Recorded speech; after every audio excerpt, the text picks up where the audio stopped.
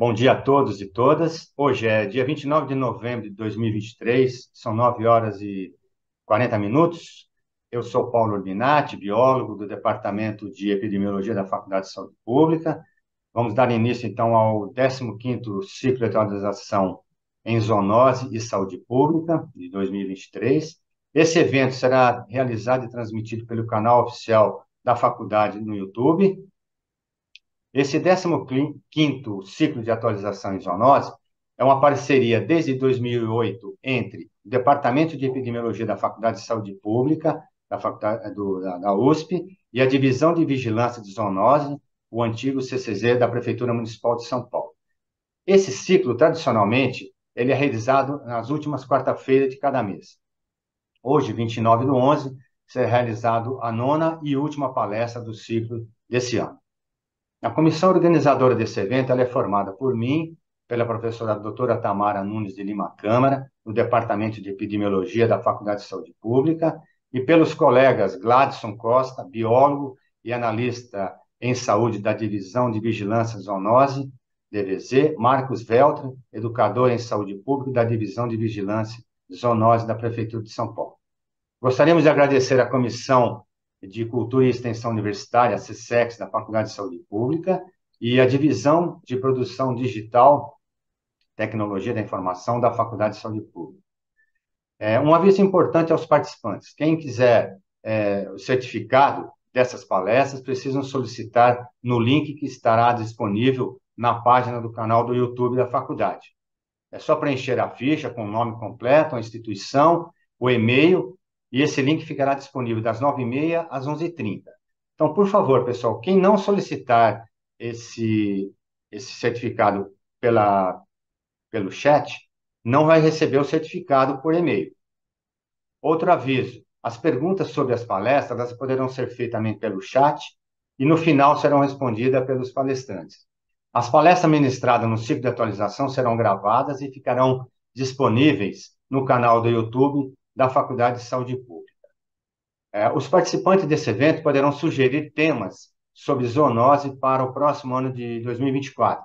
Os temas sugeridos poderão ser colocados também no chat durante o evento. Como de praxe, todo ano a gente faz isso. Na última palestra do ano, o pessoal faz as sugestões de novos temas para o próximo ano. A primeira palestra de hoje será sobre panorama da vigilância de arbovirose na cidade de São Paulo, com o Dr. Renato Snoffer Sugimoto. Ele é biólogo, coordenador do Programa Municipal de Vigilância das Arboviroses da Prefeitura de São Paulo. A segunda palestra será sobre vigilância epidemiológica das arboviroses no estado de São Paulo, com a doutora Ana Freitas Ribeiro, médica sanitarista do Instituto de Infectologia Emílio Ribas, da Secretaria de Estado de Saúde de São Paulo. É importante ressaltar que esses temas apresentados hoje, a vigilância e epidemiologia das arboviroses na cidade de São Paulo e no estado, são temas relevantes do ponto de vista de saúde pública e também é um grande desafio aos grandes gestores, aos gestores de saúde. Cada palestrante terá 40 minutos para expor seu tema. Então, começando com o Dr. Renato Sugimoto, ele é biólogo, possui graduação em Ciências Biológicas, bacharelado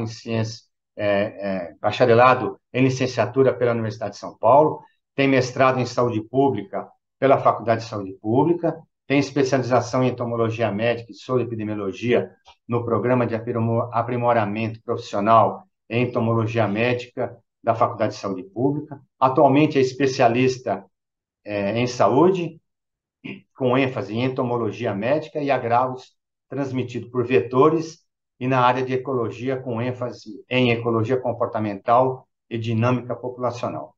Também possui vários artigos publicados em anais de congresso. Em nome da comissão organizadora, Renato, a gente agradece a sua participação nesse evento e desejamos uma boa palestra.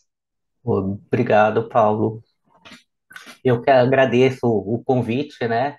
Para mim, como você mesmo disse, meu mestrado foi na saúde pública, então para mim é como se fosse um retorno à casa poder dar essa contribuição para esse ciclo de palestras que para mim é tão importante, tá? Então, vamos começar. Deixa eu compartilhar aqui a tela. Minha palestra, como o Paulo falou, se denomina Panorama da Vigilância de arboviroses na cidade de São Paulo.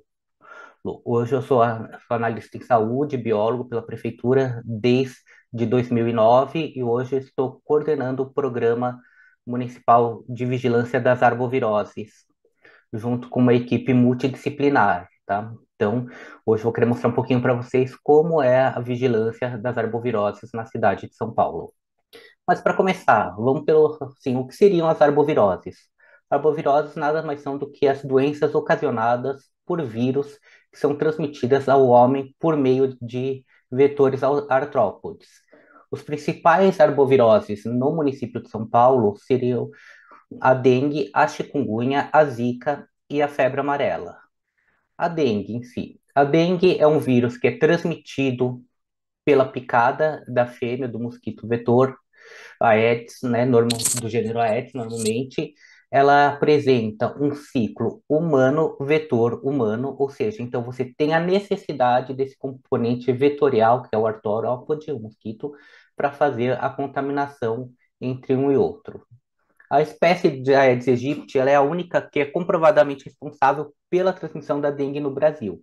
E ela está distribuída em todas as unidades federativas e é amplamente dispersa na área urbana, onde a fêmea deposita seus ovos em recipientes com água limpa e parada. É importante dizer que quando a gente pensa em arboviroses, né, de uma forma geral, esse componente, né, do ciclo, por ele ter a presença do vetor, você acaba tendo nuances na vigilância que tornam ela muito mais complexa, e a gente vai explorar isso um pouquinho mais para frente. O Egito, normalmente, ele é distribuído em áreas tropicais e subtropicais, e dependendo, já que as condições, né, de temperatura e pluviosidade da região tropical acaba favorecendo essa proliferação. Tá? O Aedes albopictus também é o principal vetor da dengue na região da Ásia. Ele encontra-se presente nas Américas, mas assim, ele não tem uma grande relevância em termos epidemiológicas e de vigilância para ele não tem um papel muito importante na transmissão atualmente da dengue nas Américas, tá? Principalmente na América do Sul, no Brasil. A dengue também pode ser transmitida por via transfusional e vertical do gestante feto, mas com raros os registros desse tipo de transmissão vertical na dengue. É importante ressaltar que, no caso do vírus da dengue, a transmissão vertical no humano ela é rara, porém ela tem ocorrido, existe registros na literatura bem comprovado desse tipo de transmissão vertical dentro no mosquito, tá? Então as fêmeas é, contaminadas elas podem transmitir para os ovos o vírus, então o mosquito já nasceria com uma contaminação. Vocês terem uma breve histórico de como é a transmissão, né, no mosquito, no município de São Paulo. Então, temos em 93 a detecção da infestação por Aedes aegypti no nordeste do município, dos 15 dos 96 distritos. Em 99, os primeiros casos autóctones no DA do Jaguaré. Desde 2001, a transmissão de dengue é registrada todos os anos, e a partir de 2007 você tem a comprovação de infestação em todos os DAs do município pelo Aedes aegypti. Então, para quem não tem muita familiaridade, o município de São Paulo, por ser muito extenso, ele é dividido em regiões, em 6 regiões, e essas regiões acabam sendo subdivididas em distritos administrativos, totalizando um total de 96 distritos que compõem o município. Falar rapidamente um pouco sobre a chikungunya. A chikungunya também é uma doença transmitida pelo Aedes aegypti, que apresenta também transmissão vertical, transfusional e até mesmo ocupacional em casos de acidentes em laboratório diagnóstico. O período de incubação no homem é de 3 a 7 dias, podendo variar de 1 a 15, e o extrínseco, que é no mosquito, ele normalmente ocorre de 8 a 12 dias. e o período de transmissibilidade no humano é cerca de 2 dias antes do início de sintomas até 10 dias após, e no mosquito, no vetor, a vida inteira. Cabe ressaltar aqui, gente, que o mosquito adulto ele vai ter, em média, na natureza, um tempo de vida de cerca de 35 dias. Então, quando você pensa que uma doença como a chikungunya, ela tem uma incubação extrínseca no vetor de 8 a 12 dias, você percebe que se o mosquito for, dependendo do período da vida, o mosquito entra em contato com o vírus da chikungunya, até ele ter a incubação, ele é um pouco mais tardia, né? É o período de transmissão dele, tipo assim, a vida útil dele, né, para transmissão para o humano acaba sendo um pouco mais curto do que na dengue, onde o período de incubação extrínseco é de cerca de 5 a 10 dias. A suscetibilidade para o chikungunya na população, ela é universal, porque a gente ainda não teve, a maior parte da população não teve contato com esse vírus, tá? Quando contaminado, a gente desenvolve uma imunidade provavelmente permanente.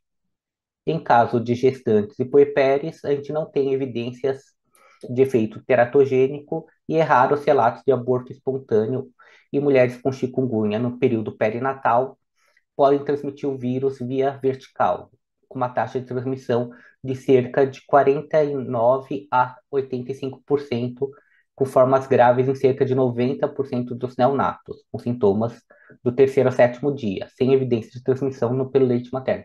Então, vocês percebam que o chikungunya também é um agravo que merece muita atenção da gente e é transmitido pelo mesmo é, vetor que a dengue.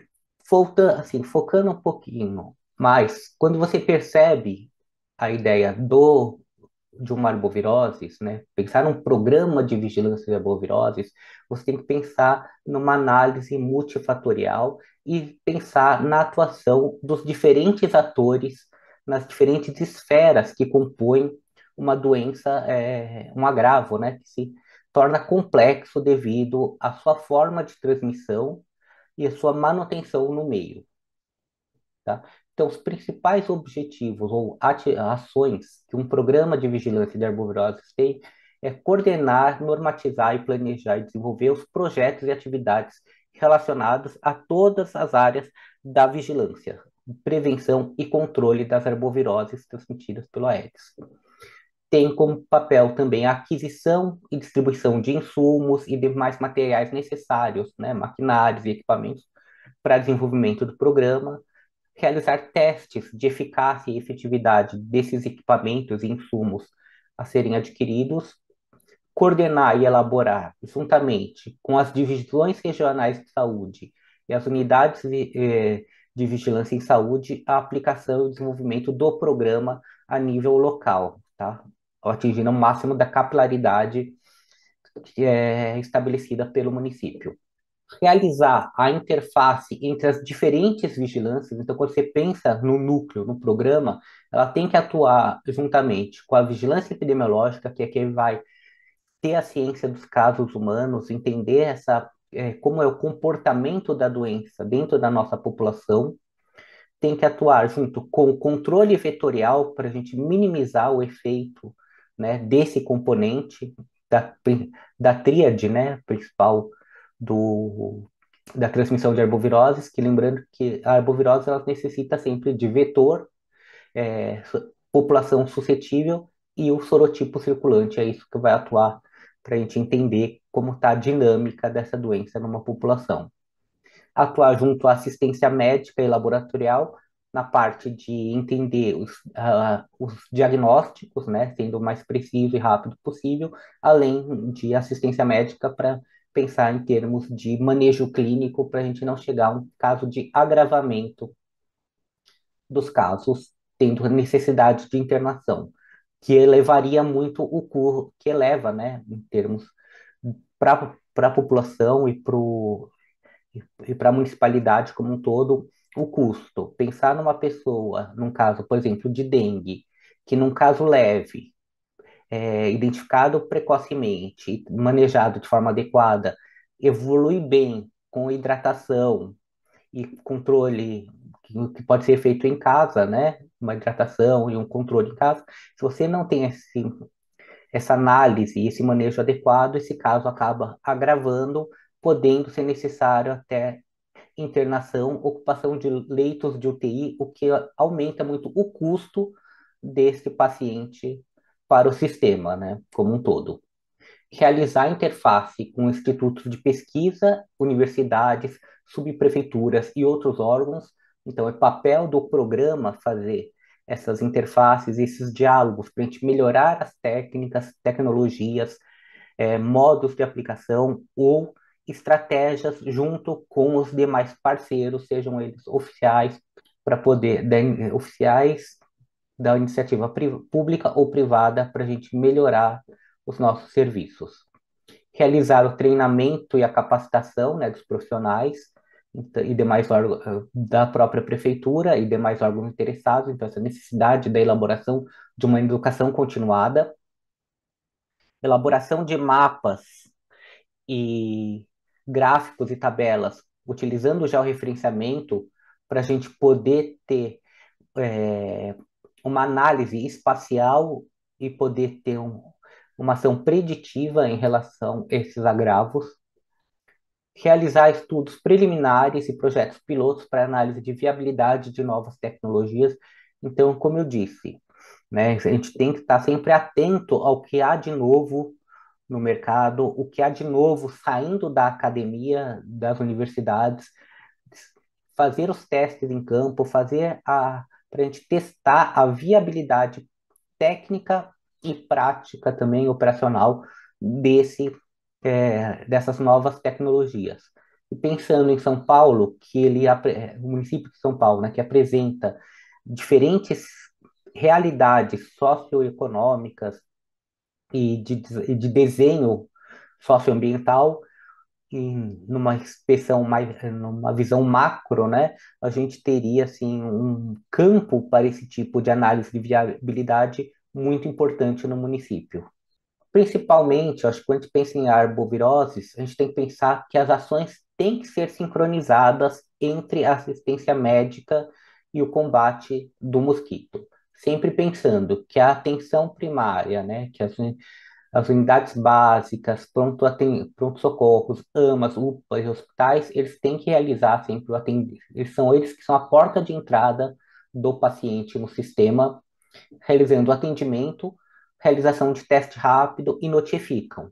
A partir da notificação, entraria para as unidades de vigilância pela parte de vigilância epidemiológica, realizar o acompanhamento dos casos, notificar a, o caso nos sistemas de informações necessários e realizar as demais investigações epidemiológicas para encerramento adequado do caso. Partindo daí, a gente vai para o outro ponto, que seria, dentro das unidades de vigilância, a parte da vigilância ambiental, que realiza a parte do controle vetorial por meio de bloqueios de criadouros, nebulização motorizada com inseticidas, ações preventivas, como casa a casa, nos quarteirões adjacentes aos casos notificados e também demais áreas de risco socioambiental e vulnerabilidade.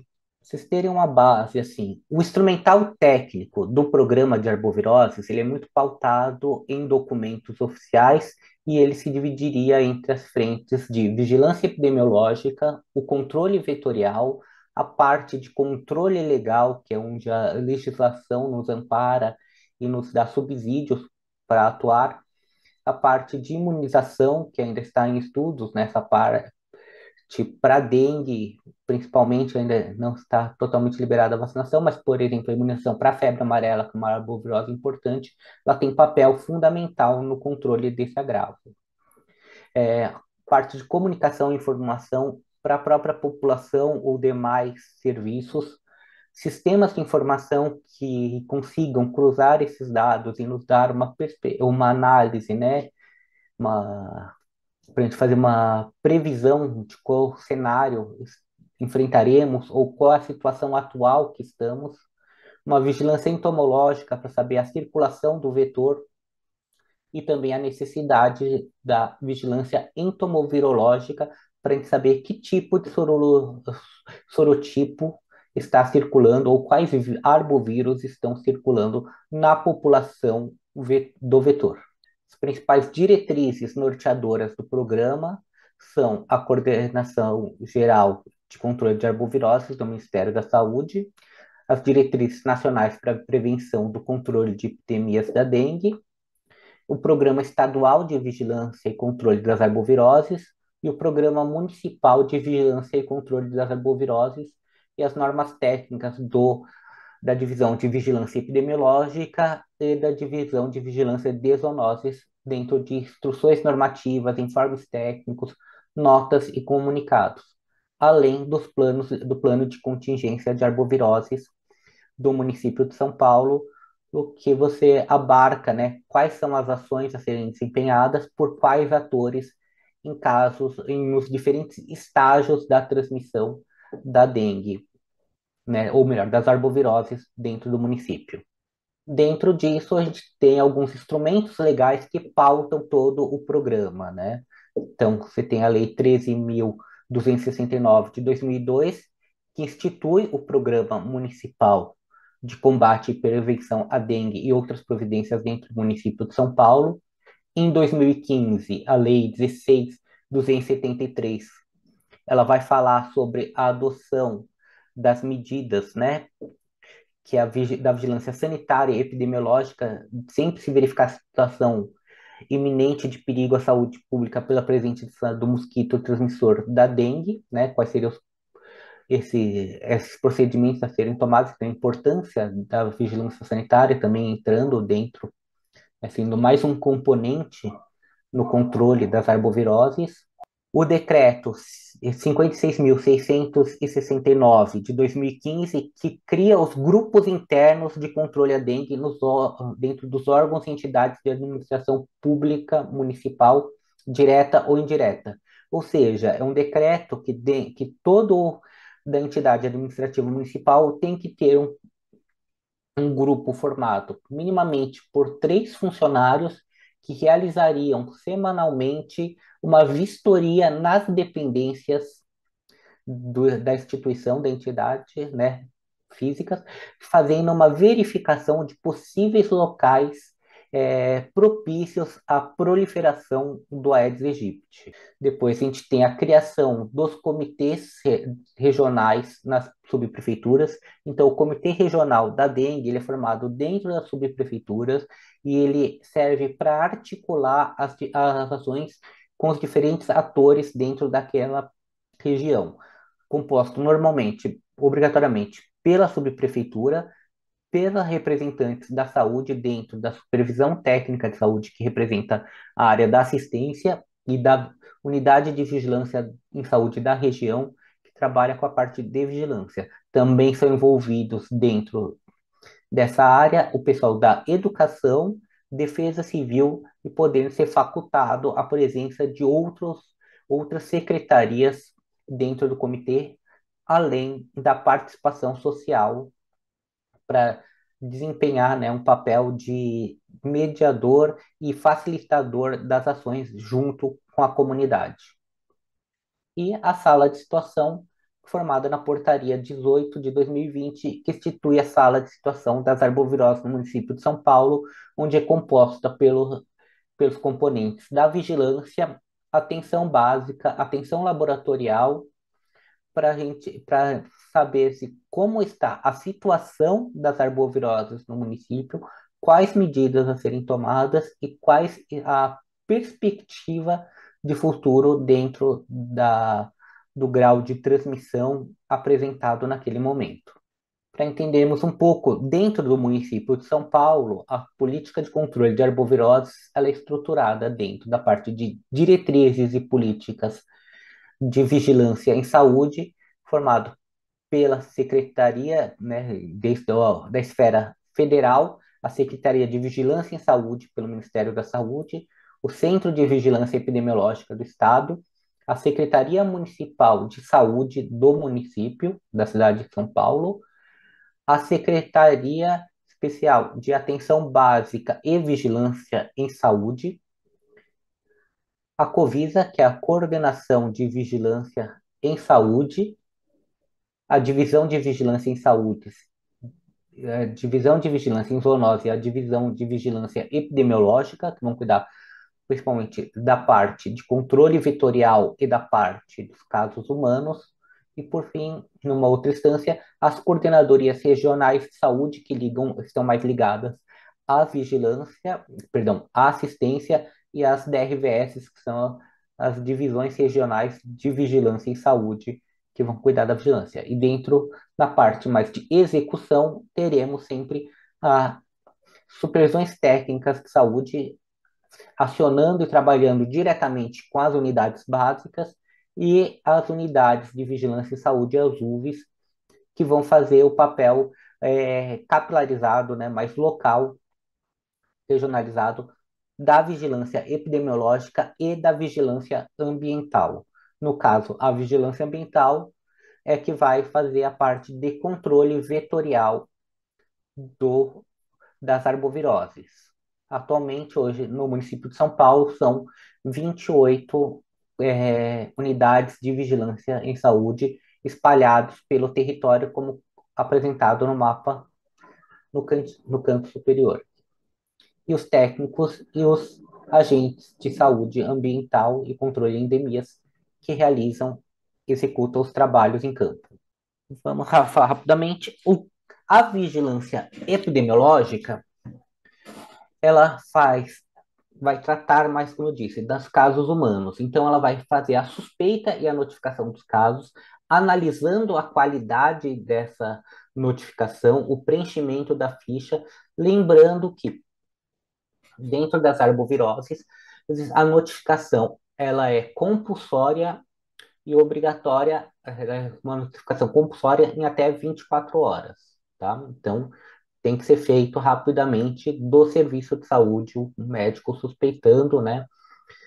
Em um caso de arbovirose, ele tem que preencher a ficha de notificação e encaminhá-la para o serviço de vigilância. A vigilância epidemiológica vai, a partir dessa ficha, fazer a investigação dos casos, vendo quais foram os deslocamentos, qual foi, se houve manejo clínico, faz a análise dos exames laboratoriais, faz a investigação de casos graves e óbitos e de casos suspeitos de doença aguda por Zika vírus em gestante, febre amarela, ou de doenças neuroinvasivas por arbovirose. Então, toda a parte de investigação de óbito é feita pela parte, né, da vigilância epidemiológica. Ela que vai fazer, em casos de agravos que não são tão comuns aqui no município, né, vai fazer a definição do local provável de infecção para saber se o caso ele é autóctone do município, ou seja, se a pessoa contraiu a doença no próprio município ou se acabou é um caso importado que viajou e acabou tendo contato com a doença e se contaminou em outro espaço. Pra vocês terem uma ideia, até 2016 ainda fazíamos a definição de local provável de infecção para a dengue, tá? Porque a gente já tinha um número relativo de casos e ainda havia muita introdução de casos, principalmente no começo, né, da sazonalidade, de casos importados vindo de outros municípios. Porém, após a epidemia de 2015 e em 2016, a percepção da circulação constante dentro do vírus, já dentro da cidade de São Paulo, optou-se por todos os casos confirmados no município de São Paulo de residentes acabam sendo classificados como autóctone, uma vez que você já tem uma ampla circulação do vírus dentro da população, tá? E além disso, cabe à vigilância epidemiológica definir os critérios para encerramento dos casos de arbovirose. Se são, quais são os exames, quais são a clínica, se é clínico epidemiológico, se é laboratorial, se houve, se o caso é dúbio, né, discutir esse caso, se ele ainda está com alguma sorologia, algum exame inconclusivo, para a gente fazer o encerramento adequado desses casos. O instrumental teórico, técnico, perdão, da vigilância epidemiológica que temos hoje no município são as 28 UVs com vigilância epidemiológica e fluxo de notificação instituído e monitorado, que segue as diretrizes do Guia de Saúde do Ministério, realizam a notificação de casos, realizam a notificação de casos no SINAM e emitem relatórios epidemiológicos semanais. Temos também 29 unidades sentinelas dos sorotipos de dengue, além da utilização do teste rápido para dengue em toda a rede municipal, sendo ofertado em média em 516 unidades de saúde entre AMAs, UPAs, UBSs e PSs no momento. Só para a gente ter uma ideia de como está a dengue nos últimos anos, esse gráfico é só para fazer um comparativo, né? Em azul, perdão, em vermelho, o coeficiente no Brasil, em verde no estado e em azul no município. Então vocês percebem que o município, em toda a sua série histórica, se mantém abaixo dos índices do estado. Então hoje a gente tem um coeficiente em 2023, nosso coeficiente no município com os dados até o início de novembro seriam de 105 casos por 100 mil habitantes. Aqui para vocês terem uma análise, né, um rápido entendimento de como foi a curva de casos por semana epidemiológica entre 2022 e 2023 no município de São Paulo. Como esperado, né, sempre você vê que em 2022 a gente teve um pico na parte do primeiro semestre e a queda para o segundo semestre. O mesmo ocorre, né, o padrão bem comum para a dengue de uma forma geral nos municípios. Quando você separa isso, faz esse comparativo 2022, 23, dentro das 6 regiões em que o município é subdividido, você percebe que o padrão ele se repete, né? Sempre algumas regiões, a, nenhuma, tirando, somente a região norte é que apresenta esse ano um pico similar ao do ano passado. As demais sempre conseguem um pico um pouco abaixo, tá? Esses gráficos eles estão com o mesmo padrão, tá? De proporção na altura. Então é fácil fazer esse comparativo entre as regiões. Aqui eu apresento os casos de dengue em residentes do município por data de início de sintomas, fazendo uma correlação do que foi do início de sintomas e a digitação usando a técnica de NoCast. Então vocês percebem que em 2021 a gente teve uma baixa de casos, 2022 ocorre um pico bem acentuado em abril, maio, e agora em 2023 a gente não chega a bater aquele pico numa semana epidemiológica como ocorre em 2022. Porém, a gente tem um platô em que essa máxima de casos se estende, formando já uma parábola mais achatada, tá? Então, que gera uma certa preocupação, provavelmente decorrente de um inverno mais quente que a gente teve esse ano, tá? Agora, mais de perto, só a análise dos casos desse ano, como eu disse, você já tem o início do ano com um número mais elevado de casos e um pico, né, criando um platô entre abril e o final de maio, ou seja, apresentando uma extensão maior do período de transmissão, um achatamento da curva, porém, né, uma ampliação do período de sazonalidade da dengue dentro do município. Outra vertente muito importante que eu vejo dentro da parte de vigilância é desenvolvida, que é a parte da vigilância laboratorial. Como exemplo de vigilância laboratorial, eu trago para vocês o laboratório de zoonoses e doenças transmitidas por vetores do DVZ, em que ele vai realizar o diagnóstico complementar dos casos descartados em teste rápido. Ou seja, hoje no município de São Paulo é preconizado que, eu vou explicar um pouquinho mais sobre o teste rápido à frente, mas é preconizado que todo caso que chegou na unidade básica, fez teste rápido, ele foi descartado no teste rápido, teve teste rápido negativo, é indicação, estando na data correta, já fazer a coleta de uma alíquota de sangue para realização de sorologia, seja NS1 ou IgM.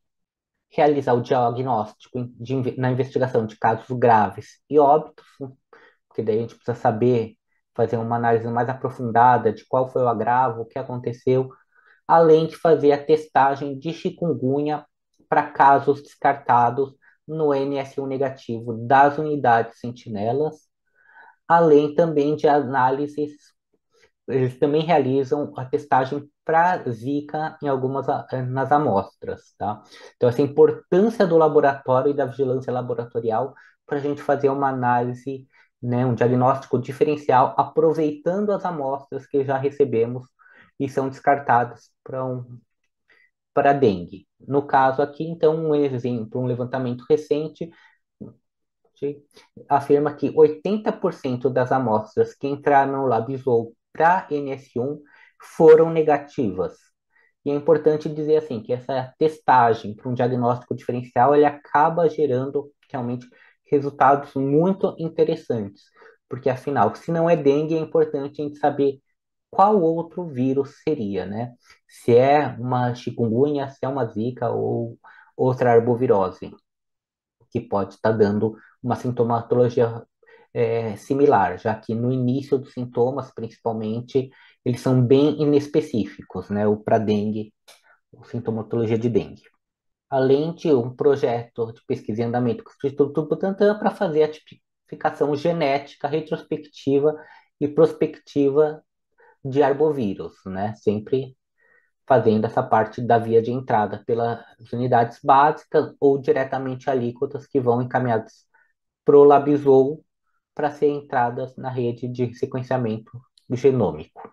Outro ponto da vigilância é a vigilância entomológica, em que a gente tem, dentro do próprio DVZ, o Laboratório de Identificação e Pesquisa de Fauna Sinantrópica, em que você vai ter a identificação das larvas e mosquitos recebidos pela USUV, emissão de laudos para controle legal, principalmente em serviços regulados pela vigilância sanitária, muitas vezes é necessário a emissão desses laudos, né, para as medidas legais, faz a vigilância entomológica de vetores da febre amarela em parques e áreas verdes, faz pesquisa entomológica de mosquitos vetores, faz a produção de kits educativos, né, a taxidermia de animais de importância, fazendo kit entomológico para apresentação e ações educativas, e empréstimo da coleção entomológica para eventos nas regiões.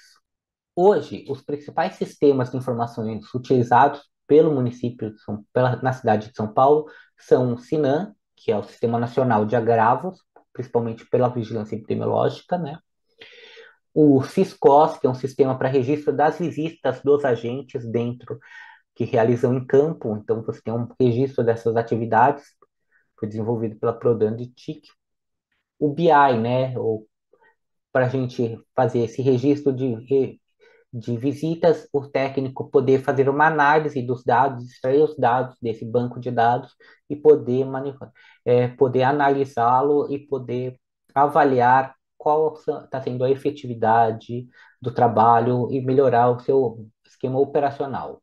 O novo SCADEM, que é um serviço, é um sistema complementar especificamente para atividades de bloqueio de transmissão. Tabnet, né?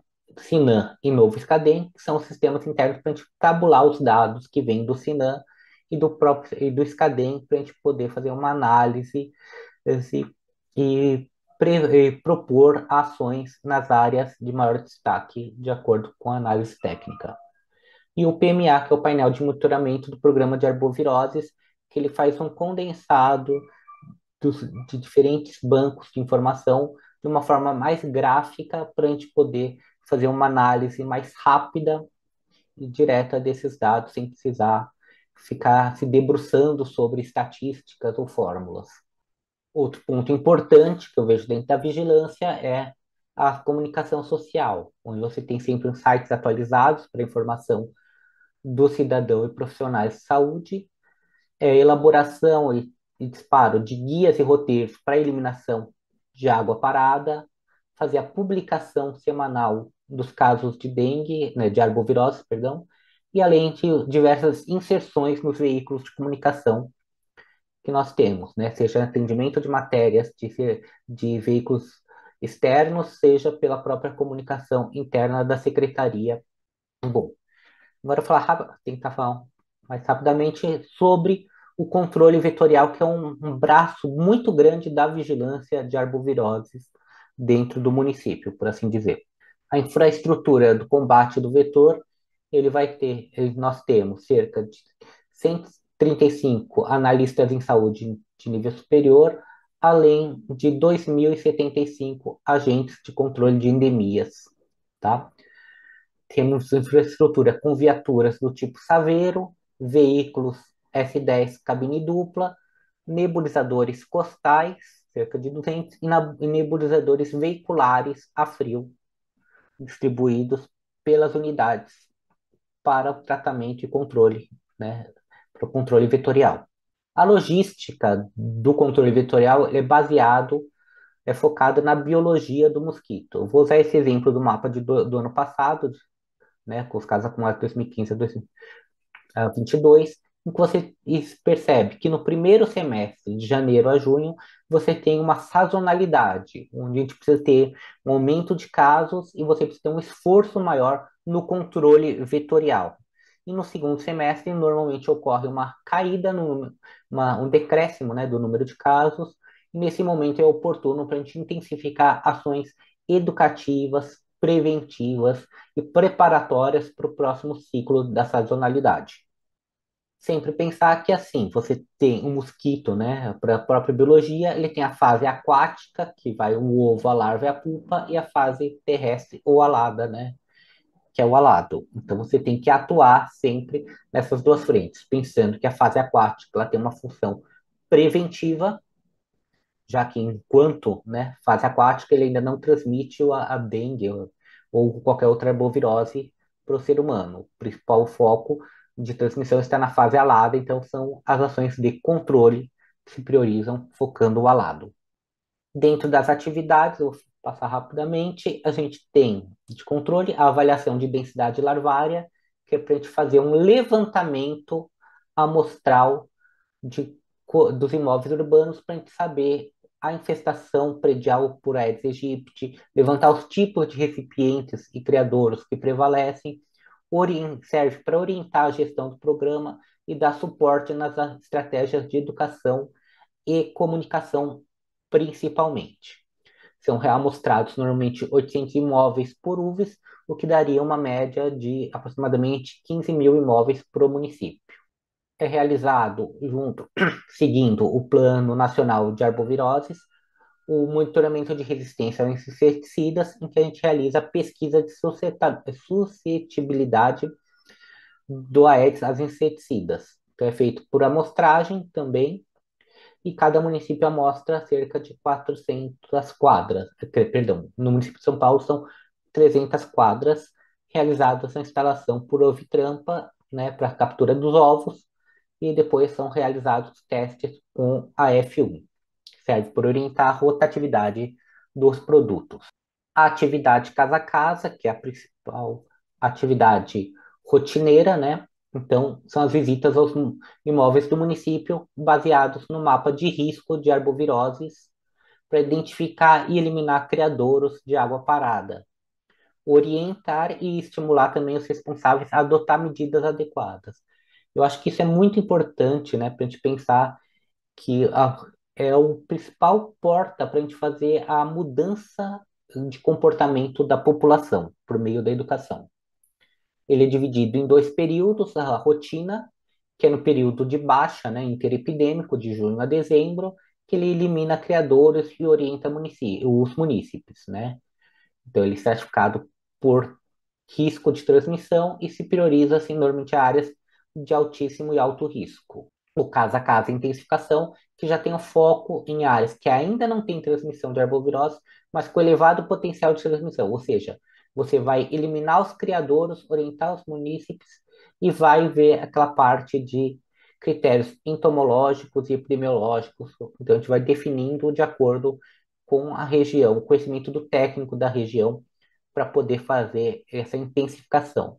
Normalmente pode ser utilizado para essa técnica, mutirões intersectoriais e juntamente também com a participação dos PSFs da atenção básica. Temos à frente dos pontos estratégicos, que é para fazer monitoramento contínuo de áreas de imóveis que apresentam características favoráveis para a proliferação do mosquito, como ferro velhos, oficinas, desmanches, borracharias e cemitérios, ou com atividade de transporte de mercadorias e passageiros, né? Transportadoras, etc., que você vai ter uma grande quantidade de clientes. Atualmente, no município de São Paulo, são cadastrados cerca de 2.600 pontos estratégicos, que, por exemplo, uma reciclagem, né? Outros exemplos, áreas de acúmulo, né? Desmanche de carros, cemitérios, recicladoras, são os principais pontos que a gente vai encontrar dentro do município, tá? É realizado também o controle biológico de forma bimestral, usando bacilos turigienses e israelenses, para você fazer o controle larvário nesses pontos de difícil acesso e que tem uma grande importância, né, na transmissão e manutenção do mosquito na área urbana. Os imóveis especiais, que são imóveis não residenciais e que se destacam pela, principalmente pelo fluxo de pessoas, né? Então, fluxo e permanência de pessoas. Então, você colocaria serviços de saúde, escolas, hotéis, penitenciárias, templos religiosos, em que você tiver o mosquito, né, o vetor, e pessoas contaminadas, aí, pessoas doentes em período de viremia, você potencializaria a transmissão nessas áreas. Atualmente, nós temos cerca de 2.600 imóveis especiais cadastrados no programa de arboviroses no município. Atendemos também as solicitações via 156, que é quando o munícipe, né, observa alguma irregularidade, algum ponto de água limpa e parada acumulada e que ele apresenta risco para a proliferação do mosquito, ele entra pelos canais de atendimento oficiais da prefeitura para a gente poder fazer o agente vai fazer uma vistoria, orientação e ação mitigatória se necessário. São realizadas ações educativas em saúde junto com a população, como medida de prevenção, realizados também em escolas, UBS, dentro da comunidade, e também a gente faz a parceria da Covisa com órgãos estaduais para treinamento também de outros municípios, além também de a gente fazer diversas outras ações e as ações de ação continuada também para manter sempre o nosso efetivo atualizado dentro das novas técnicas e metodologias. Bom, só rapidamente, o uso do teste rápido para dengue no município, ele foi implementado em 2016, ele está disponível nas unidades de saúde municipal. A finalidade do teste rápido é triar os casos positivos para a gente direcionar de forma mais eficaz e rápida o controle vetorial. A vantagem disso é que você permite otimizar os recursos humanos e materiais, agiliza e direciona os bloqueios de transmissão e sincroniza o bloqueio de criador e de nebulização, e garante uma cobertura de ação mais rápida nas áreas de transmissão. Pensando que antigamente você tinha que esperar um resultado laboratorial ou despender a sua equipe para todo e qualquer caso suspeito, que depois viria a ser a negativar, então você tinha um dispêndio de energia e operacional muito grande. Com o teste rápido, ele serve única e exclusivamente para direcionar as ações de controle vetorial. Dentro da vantagem para a vigilância epidemiológica, caso como a taxa ele é assertivo no diagnóstico em mais de 85%, então ele serve muito bem para fazer o encerramento de casos positivos, tá? E ele dá uma visão também imediata no cenário epidemiológico no curso de cada semana, né? Então você consegue ter uma agilidade na informação e acompanhar o crescimento ou decréscimo dos casos semana a semana. Só para vocês terem uma ideia, então, como eu uso o teste rápido, paciente doente vai para procurar atenção básica, né, uma unidade de saúde. Lá é preenchida a ficha de notificação, realiza-se o teste rápido, volta com o resultado do teste rápido para a ficha de notificação. A ficha é encaminhada para a UVS, sendo um caso positivo de dengue, no caso, né? é encaminhado para a vigilância ambiental realizar o bloqueio de criadouros e o bloqueio de nebulização, eliminando assim os focos do mosquito, sejam as larvas ou os adultos, tá? Então, só para você ter uma ideia, o bloqueio de transmissão ele visa interromper a transmissão da arbovirose.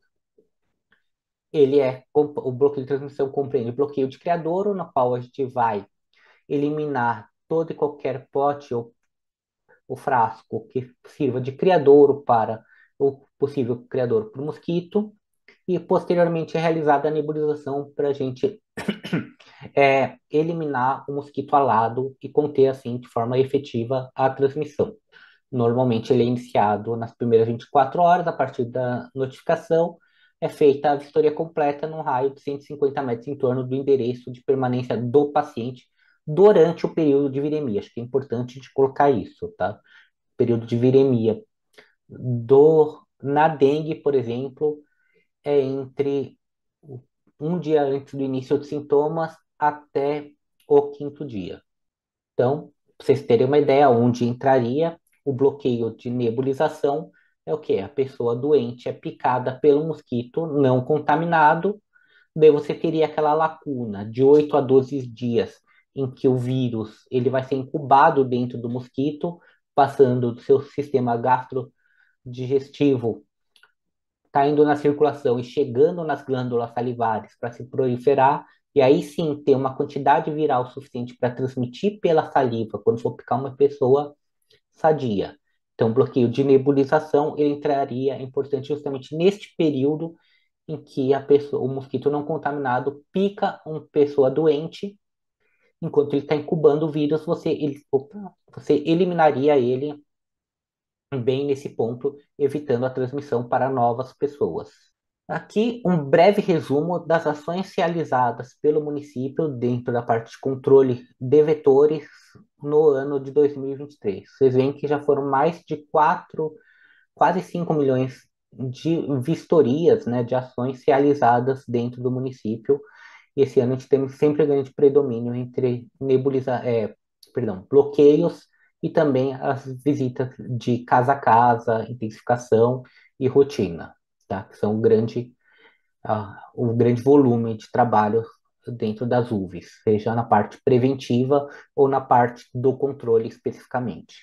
Hoje, nesse ano, a gente começa a usar novas tecnologias, né, dentro do município, que seriam as armadilhas disseminadoras de veneno, que é a instalação de armadilha que tem o objetivo de atrair o mosquito e contaminá-los com inseticida, de forma a fazê-los a promover a dispersão, né, a disseminação passiva ativa, né, do larvicida nos criadouros espontaneamente na área de 400 a 600 metros quadrados. E após algum tempo dessa disseminação, um fungo entomopatogênico presente na armadilha também elimina, né, o mosquito adulto. Hoje, no município de São Paulo, foram instituídas 6 áreas prioritárias em que foram instaladas armadilhas. Esse processo ainda da instalação das armadilhas está em expansão para mais áreas, mas no momento foram selecionadas 6 áreas prioritárias.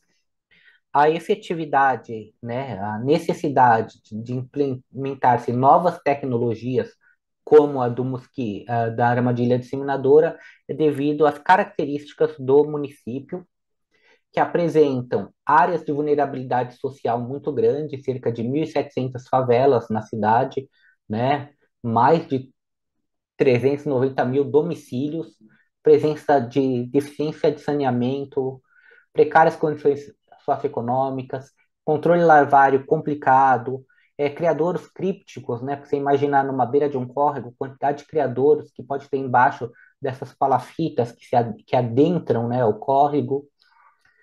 Outro ponto seria um outro extremo, né? Seria também a verticalização da nossa urbanização, né? Uma urbanização muito vertical, em que você vai ter muito prédio comercial, uma grande quantidade de pessoas, é difícil você atingir altas, acessar muitas vezes criadouros nesses prédios. Você vai ter mais criadores crípticos que não podem ser eliminados né? Porque são fixos, nesse caso.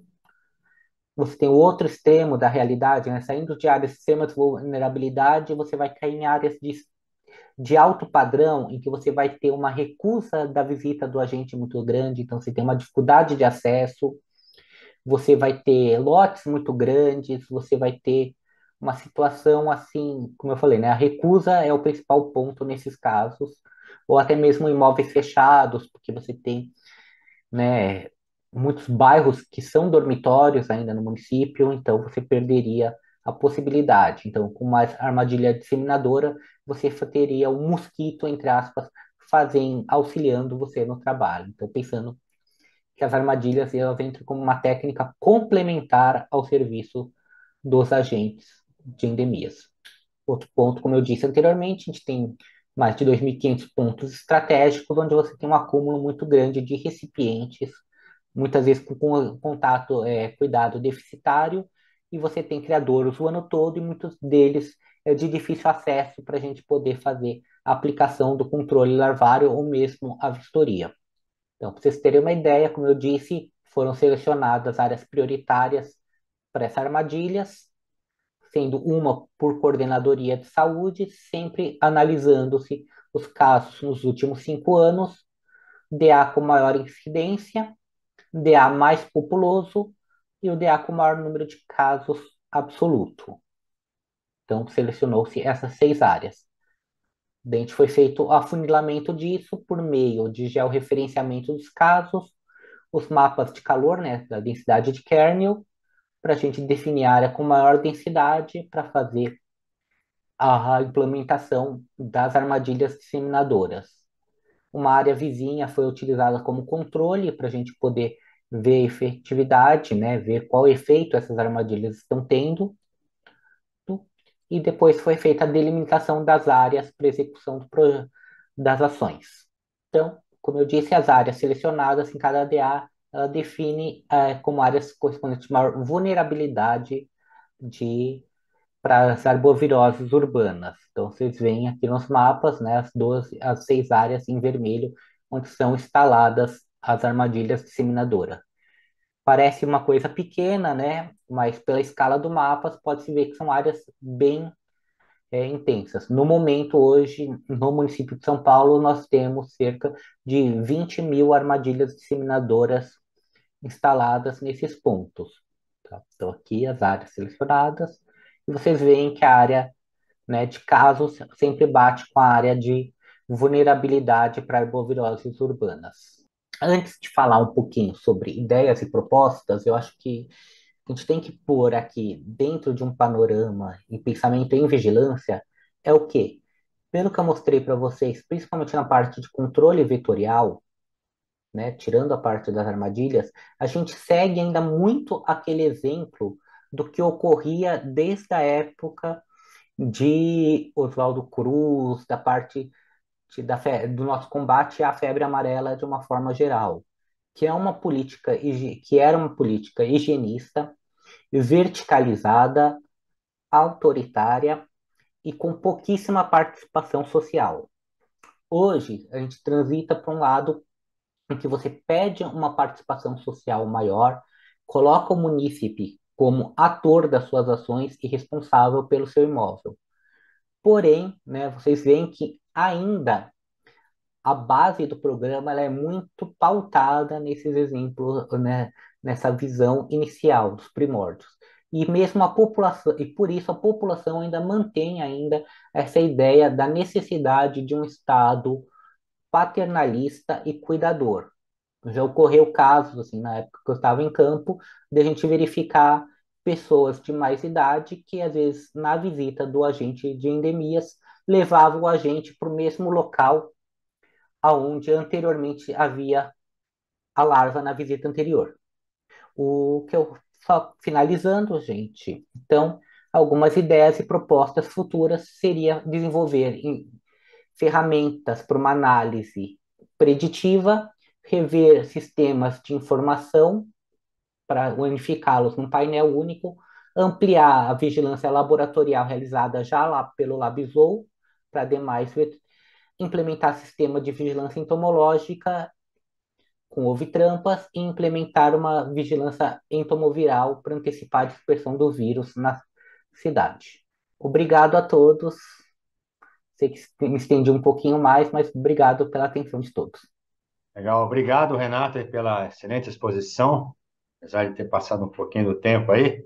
Agora, mas muito bom. Depois a gente vamos passar para as perguntas no final. Bem, então a segunda palestra com a doutora Ana Freitas Ribeiro.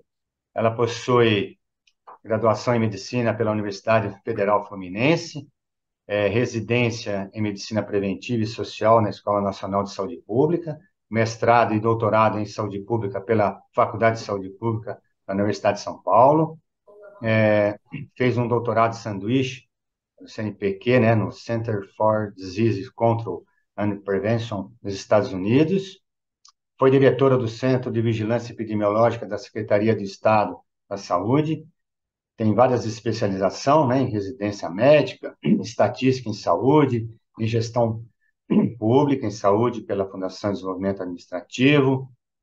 Atualmente, ela é professora da Faculdade de Medicina da Universidade, desculpa, é professor da Faculdade de Medicina da Universidade Municipal de São Caetano do Sul, médica sanitarista pela Prefeitura de São Paulo e comissionada no Instituto de Infectologia Emílio Ribas e coordenadora do Serviço de Epidemiologia. Tem experiência na área de saúde coletiva, com ênfase em epidemiologia, atuando principalmente nos seguintes temas: vigilância em saúde pública, doenças infecciosas, influenza, H1N1, né? Febre amarela, dengue e doenças imunopreveníveis. Tem projeto de pesquisa em andamento, é revisor de periódico, tem vários capítulos de livros, artigos publicados em periódicos e congressos, e tem participação em bancas de mestrado e doutorado. Doutora Ana, muito obrigado pela sua participação no evento, você já tem colaborado em outras ocasiões. Em nome da comissão, a gente agradece a sua participação. Ok, obrigado. Eu gostaria de agradecer o convite do Paulo, né, de toda a equipe aí organizadora do evento. Eu sei que eu já participei de outros. Parabenizar também o Renato pela apresentação, acho que foi bastante abrangente. Eu vou estar falando um pouquinho da vigilância em si, né, da vigilância. Então, na verdade, isso até o Renato falou, né, a necessidade Quais são os objetivos da vigilância que são os objetivos do Ministério da Saúde para as arboviroses, né, onde a gente tem que notificar oportunamente esses casos suspeitos de dengue, chikungunya e zika para acompanhar de forma contínua a evolução dos casos e detectar mudanças no padrão de ocorrência, surtos e epidemias, realizar análise descritiva dos casos, integrar a vigilância epidemiológica, entomológica e laboratorial, e integrar também a área vetorial com a assistencial, né? Lembrando da necessidade e das questões envolvendo a parte assistencial, que são importantes para a redução de letalidade, redução de óbitos. A notificação é compulsória, né, obrigatória para todos os profissionais de saúde, e a gente tem uma ficha de investigação epidemiológica que está. Essas fichas são padronizadas, né, pelo Sistema de Informação de Agravos de Notificação. Nós temos uma ficha de dengue e chikungunya, que é uma ficha única, e temos também a ficha de Zika, né? Então, só lembrando aqui da nossa portaria ministerial, que é a portaria de 2023, que a gente tem uma atualização anual, mas que não foi em cima de arbovirose, mas tivemos recentemente, né, atualização. No caso de dengue, a gente notifica imediatamente os óbitos, né, mas os casos a gente pode notificar semanalmente, deve, né? Doença aguda pelo vírus Zika também é semanal, gestante é imediato e óbito, e a gente teve a introdução aqui da síndrome congênita associada à infecção pelo vírus da Zika, né? Que seriam os casos de alterações que nós tivemos com relação a microcefalias e outras alterações. Chikungunya é semanal, exceto nos óbitos e em locais novos de transmissão. Então, a ficha de dengue e chikungunya está aqui, né? Se você notifica, você vai incluir número 1 ou 2, dependendo da agravo que você está notificando. Depois você vai colocar, lembrando do início de sintomas, que tanto é importante para as ações de vetoriais também para a questão laboratorial, no sentido de que teste é melhor ser realizado, dependendo da data do início de sintomas. Então, isso é uma informação muito importante, né? Identificação do doente também. Aqui a gente tem a parte clínica e laboratorial, com os resultados, né? Que são importantes para a gente estar encerrando a ficha, dependendo das sorologias, de outros exames também importantes. Aqui a gente tem a parte da hospitalização, né? Enfim, depois a gente vai classificar os casos, se é dengue com sinais de alarme, se é dengue grave e se é chikungunya. E vamos confirmar pelo critério laboratorial, que é o critério mais indicado, né? O melhor, mas sabemos que em situações de muita transmissão a gente pode utilizar o critério clínico-epidemiológico. E também um campo importante para encerramento é a evolução dos casos, se foram cura, se foi óbito ou foi óbito pelo agravo ou por outro agravo, né? E incluir o encerramento, né? Então, isso são importantes questões aí que a gente deve estar atento. O caso suspeito de dengue, né, a gente tem que ter febre mais duas ou mais das seguintes manifestações: náusea, exantema, que é aquela empolação na pele, dor no corpo ou dor na articulação, cefaleia, dor de cabeça ou dor atrás dos olhos, petecas, né, que são aquelas manchinhas vermelhas que não somem quando a gente faz uma pressão, a prova do laço positiva também, que está descrita aqui ao lado, né, que a gente vai usar o signo da avaliação da PA e ver se nesses quadrados quantos petequias, né, que são essas manchinhas vermelhas, tem.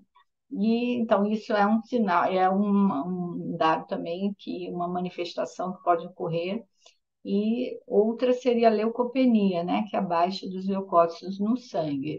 Os sinais de alarme, que acaba que nós temos aqui que é muito importante, né, para a população conhecer, os profissionais de saúde estarem atentos, porque nesse sentido a gente pode reduzir letalidade. Então, é importante na notificação, investigação dos casos, né, o profissional de saúde informar o doente, né, e a possibilidade de ter dor abdominal intensa, vômitos persistentes, quando tem acúmulos de líquidos também, hipotensão postural, quer dizer, ele levanta e a pressão cai, ter desmaios, o fígado está um pouco aumentado, ter letargia, quer dizer, ficar muito, né, prostrado, irritado, algum sangramento de mucosa que pode ocorrer na gengiva, no nariz, e o aumento do hematócrito, né, que é um exame importante que sai no hemograma.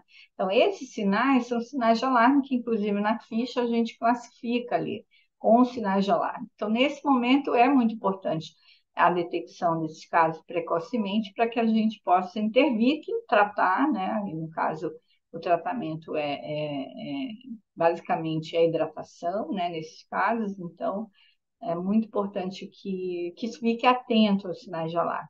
Outra questão é dengue grave, né? Dengue grave já vai ter, né, uma situação muito mais complexa, né, em termos até de evitar o óbito, né? Então, choque, desconforto respiratório, sangramentos graves. E também, nesse sentido, né, a gente tem uma definição que não é mais a febre hemorrágica da dengue, porque a gente tem dengue grave sem ser febre hemorrágica da dengue apenas. A gente pode ter dengue grave por um comprometimento hepático no fígado, no sistema nervoso central, né, no coração e outros órgãos. Então, infelizmente, também há esses quadros que também aí são classificados como dengue grave na ficha, né? Nós temos a confirmação laboratorial pelo ELISA, pelo isolamento do vírus, PCR, detecção de IgM, aumento ou, né, no título de anticorpos quando tem duas amostras pareadas com aumento de 4 vezes. Então, são diagnósticos, né, até que o Renato falou que a prefeitura disponibilizou, né, disponibiliza os testes nas UBS, nas UPAs, então é muito interessante, importante, porque a gente pode ter um diagnóstico rápido, inclusive tanto para a questão clínica, né, muito importante, assim como para a questão do vetor, do controle vetorial. O critério clínico epidemiológico, na impossibilidade de uma confirmação laboratorial, ou para casos que você tem um resultado inconclusivo, você deve se considerar a confirmação pelo vínculo com o caso confirmado laboratorial, né? Após essa avaliação espacial aqui dos confirmados. Então, nós temos vários confirmados ali na região, a gente tem um caso suspeito que não teve exame laboratorial ou é inconclusivo, eu posso confirmar pelo clínico epidemiológico. Se a gente observar nos boletins do Ministério, eles usam a denominação caso provável, né? São esses casos que você não tem diagnóstico laboratorial. O descartável é quando você tem um diagnóstico não reagente ou negativo, lembrando sempre da data oportuna da coleta de cada amostra, então, sorologia após o sexto dia, então, uma sorologia não reagente muito precocemente não necessariamente vai descartar o caso. Então, tem que observar a questão da data da coleta e a data do início de sintomas, porque tem exames que são melhores no início da doença e outros mais depois da fase mais de sexto dia em diante, eu posso fazer a sorologia. E outras questões também que eu vou descartar se eu tiver um outro diagnóstico, né? Então, tanto ter um diagnóstico para dengue negativo, quanto ter um diagnóstico para outra agente. Eu trouxe aqui a situação epidemiológica aí do Brasil um pouco, né, para a gente ver, a gente já viu um pouco de São Paulo. Então, aqui considerando dengue em azul, chikungunya em laranja e zika em verde, né? E aqui tem os sorotipos de dengue que predominaram aí ao longo do tempo, né? Então, nesses últimos 2 anos aqui, a gente tem um predomínio de dengue 1 e dengue 2. Vimos aí um reaparecimento dengue 3, aí, especialmente na região de norte, né? Roraima, Pará e Acre. Mas a gente tem sempre, lógico, essa curva predominando muito mais de dengue. E aqui são os óbitos confirmados, aqui à direita, né? Chega a ser até 1.000 óbitos, né? Em determinados anos aqui, por exemplo, em 2023. E aqui em amarelo tem os óbitos confirmados. Nesse outro slide aqui, a gente tem a incidência de dengue e o diagrama de controle, né? Então, a gente tem aqui nessa área cinza seria o limite superior, né? Quer dizer, considerando todas as transmissões do passado, qual que foi, né, dentro de uma média de desvio padrão, 2 desvios padrões, então a gente tem 95% de chance de que a transmissão estivesse dentro desses parâmetros aqui. E a gente tem aqui, depois da semana 10, mais ou menos, de 2023, uma incidência que superou esse limite superior, né? Então, foi uma incidência alta, né? Tem sido uma incidência alta neste ano. Então, até a semana 35, que é o último boletim, tinha 1.530.000 casos prováveis de dengue, com coeficiente 753, né? Então, considerando o ano anterior, nesta mesma semana, foi um aumento de 16%. A taxa de positividade laboratorial para dengue foi de 33%, né? Então, mais ou menos. Aqui a gente considerando as regiões do país, o coeficiente de incidência, aqui o maior coeficiente de incidência foi na região sul, né? Na região sul, a região sudeste aqui em cinza, o Brasil está em vermelho, né? Então nós temos baixa coeficiente de incidência aqui na região norte e nordeste, né? Então, lógico, sempre lembrar que isso depende da notificação, depende da detecção de casos, depende da investigação de casos. Por isso é muito importante a gente ficar sempre atento, né, aos pacientes que procuram serviços, ou UBSs, ou UPAs, ou hospitais, que sejam identificados a suspeita, tanto do ponto de vista clínico, para que ele tenha um bom manejo, né, adequado para evitar óbitos, assim como o manejo ambiental, aí, o controle vetorial. Aqui são as considerações em relação à incidência, né? A gente viu que incidências maiores aqui, a mais escura é mais de 750 por 100 mil, e aqui os círculos são os exames positivos, né? Então, em roxo são as positividades dos exames aqui de dengue no Brasil, então é variável, né? A gente tem aqui na região sul, como já foi colocado, uma incidência maior, tem uma proporção de positividade maior, do que, por exemplo, o Nordeste, né? A gente tem uma proporção de positividade menor na região Nordeste. Em relação ao tipo de dengue que está circulando no Brasil, a gente tem em azul é dengue 1, em laranja dengue 2, em vermelho dengue 3. Então, aqui em Roraima predomina o dengue 3, nos outros estados predomina dengue 1 e 2, né? E aonde tem transmissão dos três vírus é no Pará, no Acre e em Roraima, né? Então, são locais que têm também transmissão de dengue 3. Então, é importante também, né, essa vigilância dos sorotipos circulantes, para a gente ter um parâmetro, que isso não precisa ser individualizado, né, não precisa ser feito em todos os casos, mas numa amostragem, né, que fosse representativa da população. Em relação aos óbitos, a gente tem já em 2023, 21 mil casos com sinais de alarme e grave, né, que é aquelas classificações que eu mostrei, e desses nisso a gente teve um aumento de 16%, né, de registro que tinha sido identificado no ano anterior. Então, a gente teve um aumento também da registro de dengue grave. A gente sabe que quanto mais transmissão, quanto mais circulação de sorotipos diferentes, a gente tem uma chance maior de ter casos graves. Foram confirmados quase 1.000 óbitos, né? 946 óbitos até aquela semana 35, mas nesse sentido a gente teve uma redução, né? Uma letalidade de 4%, e a gente teve uma redução considerando 2022, no mesmo período, que foram 960. Ainda temos 279 óbitos em investigação, e a maioria desses óbitos concentrou na região sudeste, 528. Aqui são as proporções de casos graves e por faixa etária. Então, a gente observa que é como se fosse uma curva, né? Que é maior em crianças e depois maior também em idosos, né? Idosos com mais de 80 anos, a taxa de letalidade chegou a 23%. Então, quer dizer, quase um quarto das pessoas que tiveram dengue graves, né, nesse grupo, ele evoluiu para o óbito. Então, a proporção de casos graves é aqui à esquerda, então mais ou menos 5%, e a letalidade dele é 23%. A letalidade mais baixa na faixa de 5 a 14, né, até 29, 1,3, mas chega a ser 4,4 menores de um ano e aumentando aí progressivamente com a faixa etária de idosos, né? Então, é importante a gente estar atento, né? Estar atento nesses casos idosos, tanto para diagnóstico quanto para manejo, né, adequado. Em relação à faixa etária, a gente tem feminino aqui com uma proporção um pouco maior de casos, né, e as faixas etárias aqui,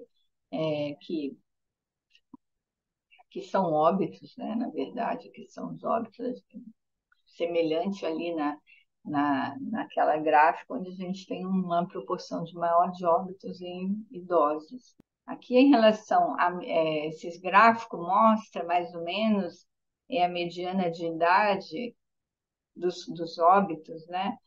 E a gente vê aqui, por exemplo, 60 anos, né? Essa linha aqui, 60 anos, veja que a mediana dos casos na região sudeste é 60 anos, dos óbitos, né? Na região sul, na região centro-oeste, na região nordeste e norte foi um pouco menor, né? A mediana de 40 anos.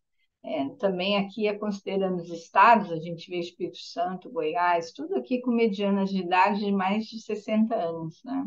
Tem alguns estados que medianas são menores, lógico que isso vai depender muito do número de óbitos, né? Então, se a gente tem estados com número pequeno, isso pode refletir de uma forma que não seja tão representativa, até pela questão do número, mas, em termos gerais, nós tivemos em torno de 1.000 óbitos, né? Em 2023 até a semana 35. Aqui no estado de São Paulo, em relação aos casos de dengue, a gente tem em 2023 670 mil, então a gente teve um aumento de casos considerado o mesmo período em 2022, que foram 584 mil, isso em relação às notificações, mas em relação às confirmações a gente teve uma redução, mas lembrando que a gente ainda tem casos de investigação, né? Então, em 2022, provavelmente a maioria já está investigada e finalizada, mas em 2023 a gente deve ter ainda fichas para serem encerradas aqui, mais de 6 mil fichas, e o número de óbitos a gente teve uma redução, mas é em torno de 250, 280 óbitos, né? O que nesses últimos 3 anos, na primeira 2022 foram 292, quando comparado até a semana 35, 281, e agora em 2023, 259. O diagrama de controle aqui no estado de São Paulo, a gente tem a mediana aqui, né, o limite superior aqui em vermelho, né, e a gente tem a incidência de casos também em 2023 acima do que é esperado, né, em termos de limite superior aí, nesse caso, considerando a distribuição de mediana e de quartis, né? Então, quer dizer, a chance maior é que a gente tivesse uma distribuição abaixo do limite superior. Então, isso mostra, de certa forma, a gente, né, tivemos, né, nesse período aqui, uma transmissão acima do que é esperado aí para esse período. Aqui, em termos de incidência por região do estado, todos esses vermelhos mais escuros, né? Quanto mais escuro, maior a incidência. Então, aqui chegando até a mais de 1.000 casos, né? Por 100 mil habitantes, nessa região oeste toda do estado. A gente tem uma região aqui com uma incidência um pouco menor, até 50, né? Que é a região mais aqui no sul. Esses números são os óbitos, né? A gente tem aí mais ou menos 259 óbitos, e aqui está numerado esses gráficos, essas tabelas são todas do Centro de Vigilância Epidemiológica, estão no site também, está o boletim está muito detalhado, né, com todas essas informações, então também se vocês precisarem acessar esses dados, estão disponíveis. A gente tem aqui, em termos de sorotipo, dengue 1, né, predominando, basicamente, e em alguns locais dengue 1 e 2, né? Então, onde tem laranja, São Paulo, por exemplo, dengue 1 e 2, e acho que já houve relato de dengue 3, né? Acho que em Votuporanga, mas de qualquer forma a gente tem esse ressurgimento, né, da dengue 3 no Brasil, aí começando na região de Roraima do norte, mas já temos registro em Paraná também, mas acho que é um caso importado, e essa possibilidade do ressurgimento da dengue 3 é sempre uma preocupação, já que temos uma população maior suscetível, porque não estava circulando há alguns anos, né? Aqui, em relação à faixa etária dos casos confirmados no estado, a gente tem predominância na faixa de 20 a 59 anos e no sexo feminino, né, o número de 53% de casos, um pouco mais em mulheres do que homens, né, em termos de faixa etária e sexo, aqui tem a curva também, aqui não é de óbito, são os casos, então a gente tem, em termos de proporção de casos, a maior proporção de casos é aqui, né, nessa faixa de 20 a 59 anos, 20 a 64 anos. Aqui, em relação à raça, né, predomina a raça branca, em seguida a parda. Isso, lógico, vai depender da distribuição de raça cor na população. Os sintomas, a gente pode observar que febre, cefaleia e mialgia são os sintomas mais prevalentes, né? A gente até lembra que precisa ter, inclusive, febre para notificação, nem tudo aqui, mas deve ter uns 90% de febre, mas não tinha febre ou não foi registrado no, no, no formulário, né, na investigação. Depois, náusea, dor nas costas, dor retroorbitária, vômitos, né? Lembrar que é febre mais 2, né? Então, pode ser uma combinação de sintomas aqui. Em termos de óbitos, em 2023, aqui é o número de óbitos por faixa etária, então a gente também tem aqui um excesso de óbitos na faixa de adultos, de idosos, né? Em torno de 60, quase 80 óbitos na faixa de 65 e 79 e de 80, né? Então, a terceira faixa, 50 a 64, e aqui a gente pode observar a letalidade, que vai aumentando progressivamente conforme a idade. Então, chegando a 1,4% aqui nessa faixa etária de mais de 80%. Isso é importante para que, né, os profissionais de saúde e a população fiquem atentos a sintomas de dengue em todas as faixas, mas especialmente aqui os idosos que têm tido que tem um desfecho pior, né, considerando a idade, considerando a provável comorbidades associadas à dengue. Aqui em relação aos sinais de alarme, né, quais foram os mais prevalentes aqui, foi a queda de plaquetas, a hipotensão, a letargia, a dor abdominal intensa. Então, aqui tem a proporção de casos em relação a todos esses sinais de gravidade também, alteração de consciência, enfim, até mesmo as hemorragias, as alterações de enzimas hepáticas, como a gente pode observar aqui neste gráfico. Eu trouxe aqui sobre a vacina, né? Uma vacina que foi liberada recentemente pela Anvisa, em março de 2023, então já havia uma vacina, né, que é da Sanofi, liberada na Anvisa, porém ela é utilizada para pessoas que tenham já tido dengue, então precisa de uma sorologia prévia, se a pessoa já teve a vacina, protege, se a pessoa não teve, aumenta o risco de ter eventos graves após a primeira infecção, por exemplo, pós-vacina. Então, isso foi observado nas Filipinas e, com isso, a OMS recomenda o uso apenas para pessoas que já tiveram dengue. Então, se torna uma estratégia, apesar de ser uma vacina eficaz para alguns sorotipos importantes, ela tem uma estratégia difícil de implementação para a saúde pública, que é saber quem já teve e quem já não teve dengue. Então, nós temos recentemente essa vacina nova, tetravalente também, a de atenuado, vírus atenuado, que eles usam o sorotipo 2 como se fosse uma ferramenta para ter as outras tipos de vírus, que tem que ter os 4 tipos, né? Esse estudo foi feito, randomizado, com crianças de 4 adolescentes até 16 anos. Então, foram feitos na Ásia, na América Latina, o Brasil também participou, duplo cego, quer dizer que ninguém sabia se você estava tomando a vacina ou o placebo, que é a água, né? Basicamente. Então, são 2 doses da vacina com intervalos de 3 meses ou 2 doses de placebo. Então, tinha mais gente tomando vacina do que o placebo, 2 para 1. Os participantes com febre eram testados por RT-PCR, né, para ver se eles tinham dengue ou não, para saber se protegeu ou não contra a dengue. O desfecho primário era eficácia para dengue no geral, o desfecho secundário, dengue por sorotipo, hospitalização e dengue grave. Foram 20 mil participantes randomizados no período de 2016 a 2017, sendo 19 mil que fizeram o protocolo certinho, 20 mil avaliados de segurança. Esse aqui já são os resultados, né, em termos de desfecho primário, quer dizer, proteger contra a dengue no geral, foi 80%. Nesse caso, nesse grupo que tomou a vacina, foram 61 casos de dengue, no grupo que tomou placebo, foram 149 casos, né? Então, ela deu uma proteção de 80% para dengue no geral, né? Então, as pessoas vacinadas se protegiam, então, de cada 100, 80 estava protegido contra a dengue.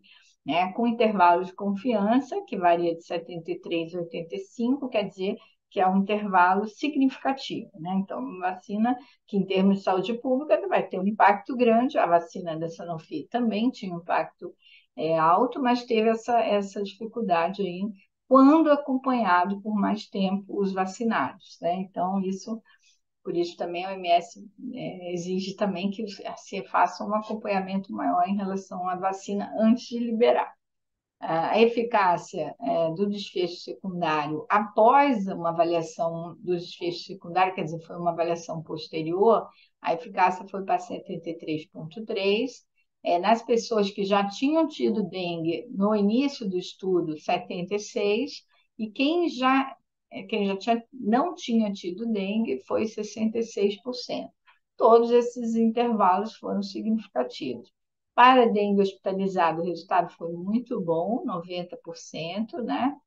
De eficácia para hospitalização e 85% para dengue hemorrágica. Em relação aos sorotipos, eu até deixei em verde aqui todos os significativos, né? Significativos para dengue 1, 69%, para dengue 2 foi muito bom, 95% para dengue 2. Para dengue 3 foi menor, foi 48%, mas um intervalo que vai de 27 a 64, então é significativo, mas ele é menor para dengue 3. E para dengue 4, ele não foi significativo, porque tem um menos aqui, né? Tem até de não proteger. Enfim, as taxas acumulativas de eventos adversos foram semelhantes, 4% nos dois grupos, tiveram alguns eventos mais graves, mas que não estavam associados à vacina em si, mas, enfim, houve uma avaliação. E aí a gente tem aqui como desafios, né, que eu acho que já foi colocado, essas ferramentas aí que até o Renato trouxe, do uso das armadilhas, né, a questão do saneamento básico, como uma política importante para a redução de dengue, que é uma coisa fundamental aí no Brasil e, né, nos países todos que têm a transmissão, imaginando que a gente tem mais países hoje com maior risco de transmissão pela questão climática, né, a questão dos criadores, controle mecânico, e tem todas essas técnicas aí que estão sendo testados, transgênicos, Wolbachia, com sucessos ou não, né, considerando a perspectiva mais ampla de saúde pública, medidas de proteção individual, como uso de repelente, sabendo que pode ser uma medida, porém, se você vive numa região, né, você vai ter que estar usando repelente constantemente, fazendo a reposição desse repelente em tantas horas, né? Então, do ponto de vista prático, no dia a dia não é muito simples, né? E a redução da letalidade, que é um desafio importante, especialmente nos idosos, em pacientes com comorbidades, aí depende desse manejo adequado. A gente sabe que o Ministério, né, vem trabalhando, os estados, municípios, com a classificação de risco, A, B e C, enfim, isso precisa estar muito bem organizado, né? A gente sabe que está em muitos locais, mas tem um grupo de populações que nem sempre chegam no serviço, ou mesmo que chegam, não relatam esses casos, esses sintomas, né? São as crianças que passam, às vezes, com vômitos, com náuseas, que não se percebe a suspeita de dengue, né? Então, essa criança pode vir a evoluir com um quadro grave por falta da suspeita de dengue. Então, as crianças, eu acho que grupo de muita cuidado, né, ao manejar, ao pensar, porque a criança não vai falar, não vai dizer que a dor está atrás do olho, que a dor, né, então tá um pouquinho assim, e a gente conhece, né, casos de crianças que evoluíram para óbito que foram atendidas em serviços de saúde, porém não se pensou em dengue. Acredito que a mesma questão deva estar bastante importante para idosos, né? Porque também como crianças idosas às vezes também não está relatando as questões, podem ter outras doenças, podem ter demências, enfim. Então é muito importante que a gente, primeiro, que os profissionais de saúde pensem em dengue, segundo, que façam, né, a suspeita, a notificação, o teste e o manejo adequado aí, considerando as classificações A, B e C, para que a gente tenha uma redução de letalidade, né? São quase 1.000 óbitos no Brasil, quase 260, 270 óbitos no estado de São Paulo, que poderiam ser evitados aí se a gente tivesse esse manejo, né? Especialmente antes de agravar, né? Antes de agravar de forma mais importante, você tem como reverter, né?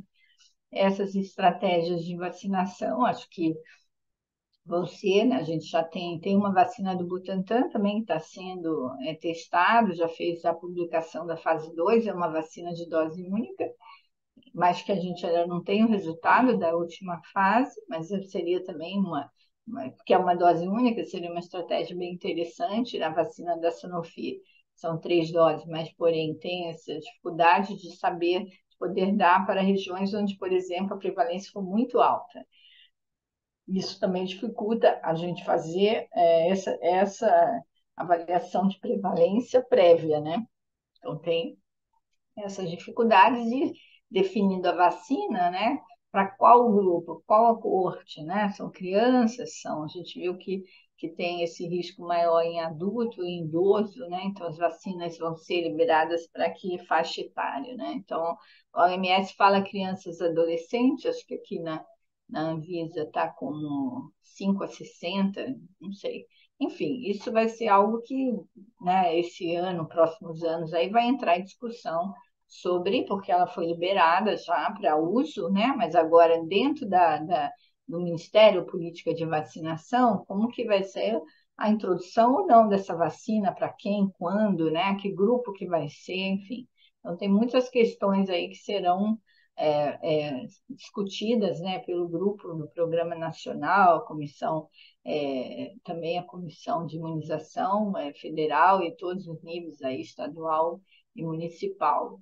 Em relação à chikungunya, só lembrando aqui que o caso suspeito de chikungunya é a pessoa que tem febre também, maior que 38,5, e a dor articular, e artralgia, né? Aqui na foto vê, né? A questão mais importante são as dores articulares, de início agudo e não explicado por outras condições. Se alguém já tem uma doença que dá artralgia, né? Artrite reumatoide, a pessoa tem já, enfim, uma doença aguda, né? Uma febre e uma dor, você notifica em locais que tem transmissão da doença, né? Enfim, ou que viajou, ou que mora, então a gente vai também, tem o teste, né? Semelhante a dengue, isolamento, detecção do RNA, sorologia, que aqui também a partir do sexto dia, soroconversão, IgG, e sempre dos pacientes que evoluem para óbito é possível fazer anatomopatológico, né, para detecção do vírus a partir de análise imunohistoquímica desse material, né? Enfim,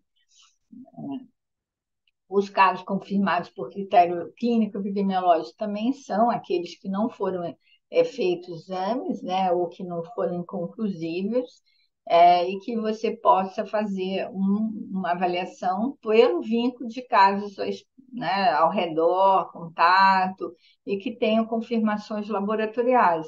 O descartado é quando você tem um exame negativo, sempre lembrando da coleta oportuna, ou que tenha outro diagnóstico aí que foi feito.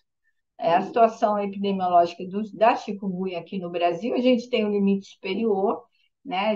E a incidência em azul, ela não está superior esse ano do que mais ou menos é a mediana, que aqui é a mediana em amarelo, então não tem um aumento importante de transmissão, está dentro mais ou menos do que tem sido, né?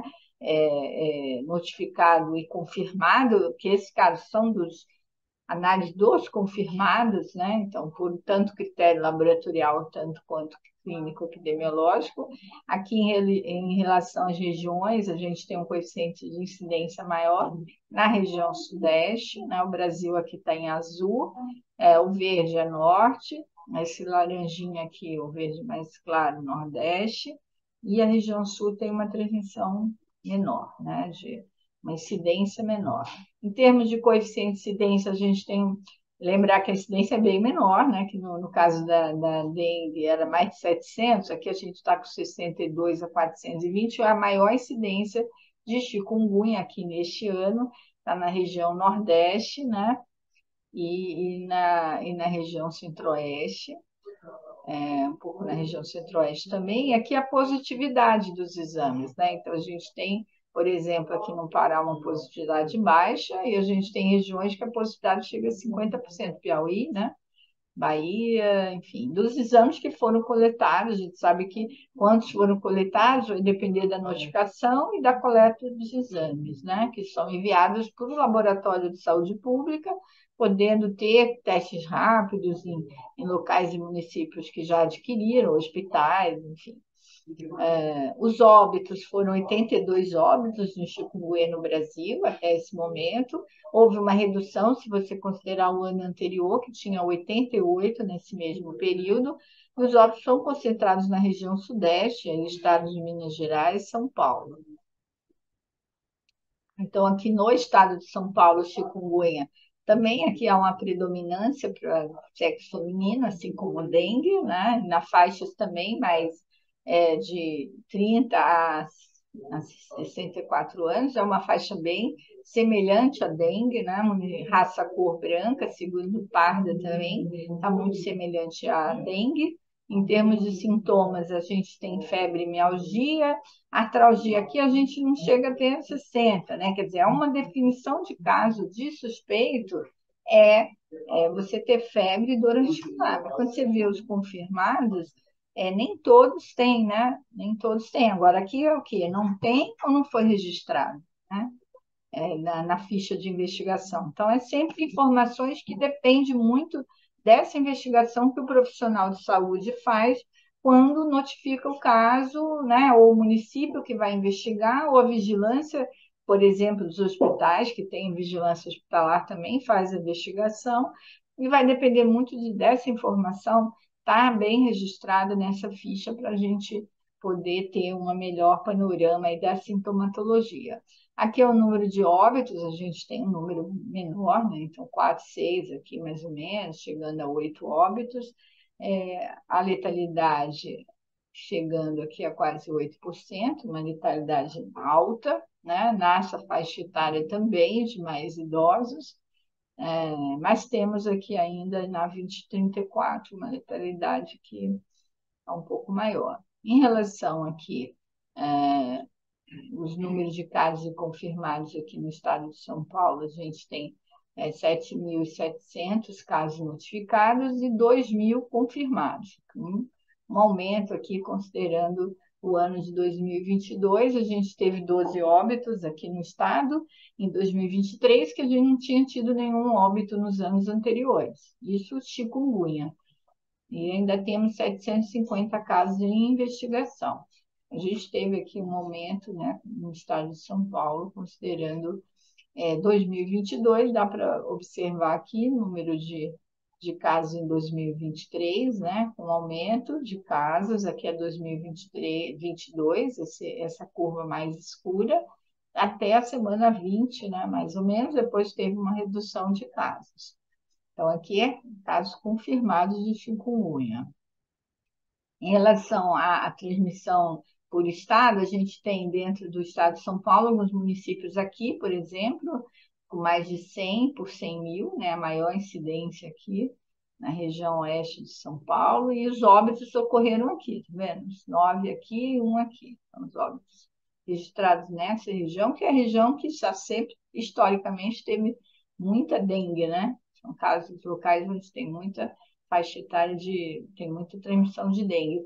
Em termos de faixa etária, nós temos aqui 20 a 59 feminino também predominando, e 20 a 59 63% das faixas. São faixas muito semelhantes, e por último eu vou falar da Zika, o exantema, né? Tem que ter o exantema macropapular acompanhado de um dos seguintes sinais, que não fala febre é um, né? Então, para você notificar dengue, você tem que ter o exantema, que é essa impolaçãozinha aqui que aparece, e acompanhado de pelo menos um, ou febre, ou hiperemia conjuntival, artralgia, ou edema periarticular.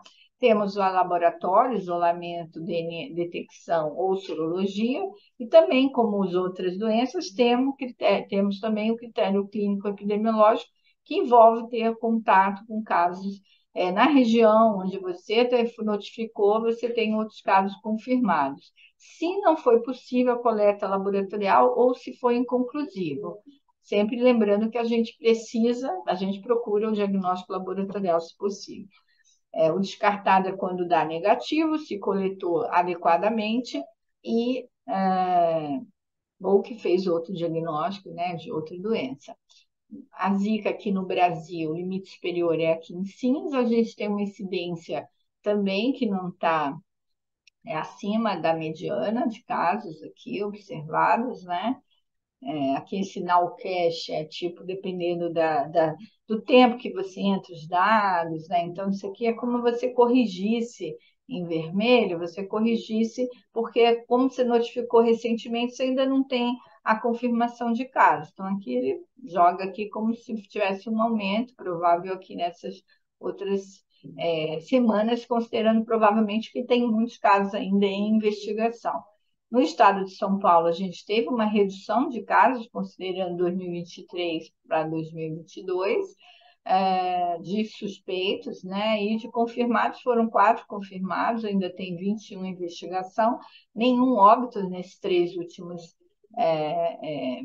anos, né? Em gestante, a gente teve uma redução de casos também notificados e tem 6 em investigação, nenhum confirmado em gestante. Então, uma doença que tem atualmente uma baixa transmissão, o número de casos são 4, né? Então, 3 na faixa de 20 e 59, 1 na faixa de 60, a maioria é sexo feminino, né? E não tínhamos nenhum gestante, né? Temos algumas suspeitas, né? Muitas gestantes suspeitas, 6 investigação e nenhuma confirmada. Aqui a série temporal de casos, aqui até a semana 35, esses são os 6 confirmados, né? Nessas semanas aqui, e as regiões onde houve confirmação está aqui nesse mapa. É isso. Obrigado. Acho que deu mais ou menos o tempo, né? Para que a gente possa ter oportunidade. Também fico à disposição aqui no meu e-mail, se precisar também alguma informação a mais. Obrigado também pelo convite a estar aqui com vocês. Obrigado, doutora Ana, pela excelente exposição. E agora a gente passa para as perguntas. Gladys, tem alguma pergunta? Bom, vamos lá, Paulo. Também agradecer a brilhante e do Renato Sugimoto.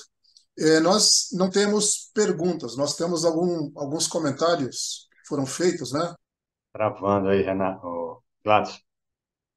Um deles é pelo habilidade de trabalhar, né, etc. Hoje em dia, eu acho que ele faz referência à questão. Me ouve? Me ouve? Falhando. Sim. Mas A internet está instável, né? Você me ouve? Sim, está ouvindo. Tudo bem. Nós não anotamos nenhuma pergunta aqui, não houve perguntas, né? Só destacar a participação de pessoas de Pernambuco, São Paulo, Minas Gerais, interior, né, de Brasília. Então, grande abrangência do evento do dia de hoje, que é o último do ano, né? O 15º ciclo, o último desse ano. Ano que vem nós continuamos. E nós não temos anotado aqui nenhuma questão, né? Tem alguns apontamentos e alguns comentários. Antes de mais nada, agradecer a brilhante palestra da doutora Ana Freitas e do Renato, nossos colegas, né? E um dos comentários que foram feitos é justamente a partir do Alexandre dos Reis Souza. Ele comenta sobre, dependendo da região, os índices de assalto, né, periculosidade da área, tem dificultado um tanto quanto o acesso aos trabalhos nos imóveis. Eu acho que ele está se referindo à questão, talvez, da colocação de armadilhas, ou talvez o trabalho casa a casa. Isso é um comentário que ele fez. E há um outro comentário aqui, do Cristiano da Silva Tenório. Ele comenta sobre a importância das políticas públicas de saneamento como fator de redução das desigualdades sociais e, consequentemente, no contexto aí, né, da questão do controle, vigilância, prevenção e controle das horrorviroses, né, o impacto que teria a questão das políticas de saneamento público, um impacto positivo no contexto geral de prevenção. Não temos aqui anotadas questões. Eu deixo para os palestrantes, se acharem por bem, fazer algum comentário sobre os comentários que foram realizados, e passo a bola aí para você, Paulo. Eu não tenho questões aqui anotadas. Eu também estou olhando aqui no chat, não tem nenhuma questão até agora, só esses comentários aí que você colocou. Então, eu acho que a gente pode passar aí para eu posso fazer alguns. uma pergunta e um comentário? Ah, tá. Tamara. Bom, gente, eu queria agradecer aí ao doutor Renato e a doutora Ana pelas palestras muito boas, muito didáticas, esclarecedoras, e eu achei interessante. Eu queria saber, assim, na verdade, uma pergunta, 2 perguntas e um comentário. Sobre esse teste rápido, existe algum critério que dê prioridade? Que eu acredito que o teste rápido não seja possível realizar com todos os pacientes sintomáticos. Então, eu queria saber se existe algum critério de prioridade, assim, de direcionar, de repente, uma amostra, uma prioridade mesmo para testar essas pessoas sintomáticas a partir desse teste rápido. E eu queria saber se o DENV3, no caso que foi recentemente detectado aqui no estado de São Paulo, foi detectado por esse teste rápido em paciente sintomático. E sobre as armadilhas disseminadoras, se para confirmar, se no caso, então, é uma armadilha disseminadora que tem piriproxifem, esse fungo entomopatogênico, eu fiquei com essa dúvida.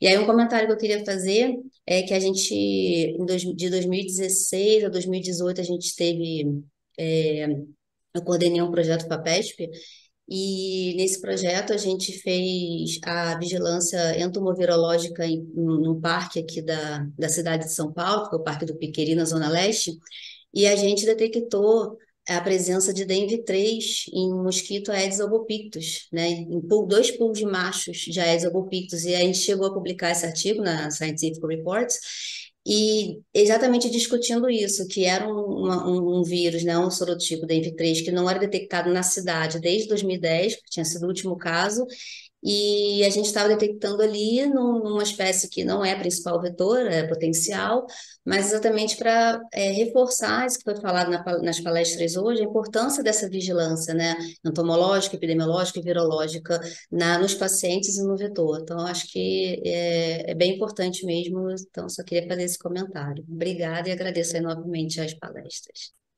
Bom, vamos lá. Eu vou tentar responder tudo.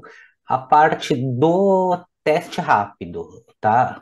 Hoje é preconizado dentro da rede municipal que todo paciente suspeito de dengue faça o teste rápido, aquele que é 15 minutinhos, está pronto o resultado lá na própria unidade, tá? Então ele é feito, e como eu falei, ele não tem um final diagnóstico e de manejo. O que a gente passa para o pessoal da assistência é o quê? O manejo clínico da dengue ele é feito na suspeita e ele deve seguir o protocolo de manejo independente do resultado do teste rápido. O teste rápido ele é utilizado no critério de controle vetorial para você acelerar as ações, tá? Claro que assim, como ele tem uma acurácia de mais de 85%, então para um teste rápido positivo, ele até pode ser utilizado no fechamento de caso, tá?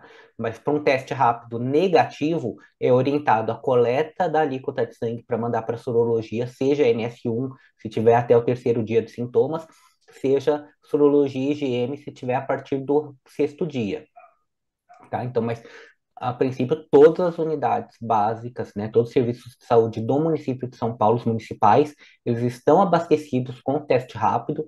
Então, o paciente chegou lá, o médico suspeitou da dengue, é realizado o teste rápido já para ter esse direcionamento do controle vetorial, tá? Então, já agiliza esse processo.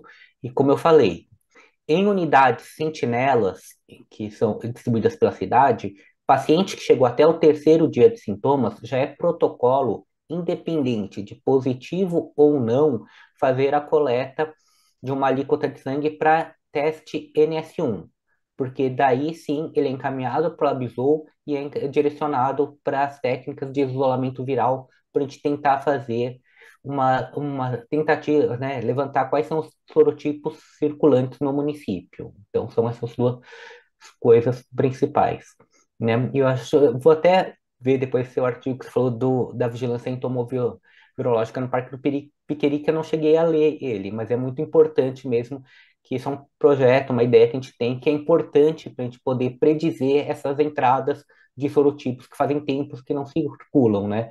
E essa importância de a gente verificar reservatórios ou pequenos pools de manutenção do vírus no município ou nas áreas adjacentes.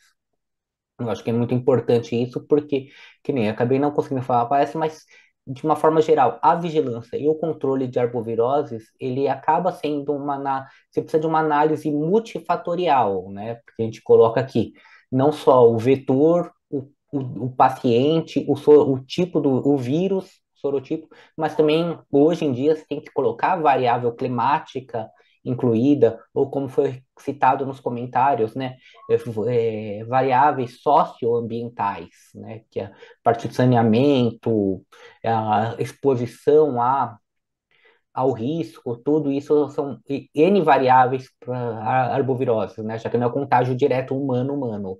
Você tem um vetor no meio, você deve ter outros mamíferos que podem servir como, né, fonte para manutenção desse vetor e também manutenção da circulação do vírus, já que, como foi dito, o próprio vírus da dengue, ele tem transmissão, tem a potencialidade de transmissão vertical dentro do Aedes, né, da família Aedini. Então, de uma forma geral, você teria essa manutenção na população de alguns sorotipos que faz tempo que não circula. Como você falou, por ser o Albopictus, ele tem a competência vetora, né? Mas ele não é um principal vetor aqui no município, de repente ele sirva como apenas um mantenedor de alguns sorotipos na população. Acho que respondeu, né, as questões, né? Legal, Renato. Obrigado. Gladys, tem mais alguma questão aí que você anotou? Não, não, não, nenhuma questão, Paulo. Em virtude do andar da carruagem, a gente já passou até um pouquinho do tempo, né? Acredito que nós podemos ou possamos deixar para os palestrantes fazerem as considerações finais e novamente agradecer a presença da doutora Ana Freitas, do doutor Renato Sugimoto e também do nosso público, né, que está aqui prestigiando e participando conosco, nosso público cativo. Muitas pessoas estão sempre presentes, outras é a primeira vez. Eu estou olhando aqui pelo nome das pessoas, né? Mais uma vez, salientar a grande abrangência do evento a nível nacional, vários estados, várias cidades e vários estados estão presentes aqui. E a gente fica muito feliz por poder levar, né, contribuir com essa questão do cenário de vigilância, prevenção e controle de uma forma geral, relacionada às zoonoses e saúde pública. Né? Mais uma vez, agradecer. Esse é o último evento do ano, já são 15 anos, né, Paulo? E nós vamos coletar sugestões, algumas sugestões já chegaram aqui via chat para o ano que vem, e fica aberto aí para o público em geral a sugestão de novos temas para o ano que vem, para que nós possamos organizar e contar com a presença de todos novamente em 2024. E para aqueles que a gente não tem contato até então, já deixo aqui de antemão um Feliz Natal e um Ano Novo, né? Mas a gente se encontra por aí ainda, com certeza. Tá bom. Renato, então, se você quiser fazer algumas considerações, depois eu passo para a Ana. Bom, eu só quero agradecer mesmo novamente o convite, foi um prazer estar aqui, né, poder contribuir um pouco com todo esse conhecimento, com toda essa história que as duas instituições, né, para mim são muito caras, seja a Faculdade de Saúde Pública e o DVZ são dois grandes marcos para mim na minha história pessoal e profissional. Então, eu acredito que estou só adiante, muito feliz de poder contribuir com esse evento de vocês. Muito agradecido mesmo. Obrigado, Renato. Então, doutora Ana, se quiser fazer algumas considerações. Não, também acho que agradecer o convite, é sempre um prazer estar aqui com vocês. Espero também poder contribuir em outros eventos, né? E acho que é muito importante, já são 15 anos, né? Acho que é fundamental aí para que a gente consiga o controle aí das arboviroses aqui no estado, no Brasil. Obrigada a todos aí. Ok, obrigado, doutora Ana. Tamara, quer fazer algumas considerações? Não, só agradeço aí a participação da palestra, a participação do doutor Renato, doutora Ana, pela explicação, pelas palestras que deram, e agradecer, foi muito bom. Bom, então, não tendo mais nenhuma questão, a gente vai dar para encerrado, então, mais esse evento de hoje. E agradecer a todos aí a participação mais uma vez, né? Desse público que é muito fiel ao nosso ciclo aí de palestra. E esperamos contar com vocês no próximo ano também. Tá bom? Boa tarde a todos. Feliz Natal.